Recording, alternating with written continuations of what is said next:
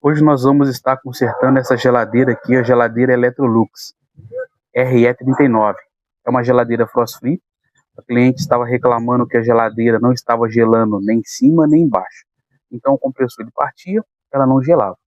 Então nós vemos aqui que essa geladeira, ela tem a tubulação ali, olha, de alumínio. Então nós identificamos, né, que o vazamento está nessa tubulação de alumínio. Nós vamos trocar essa tubulação de alumínio, vamos substituir para uma tubulação de cobre. Então depois nós vamos estar mostrando como ficou esse serviço.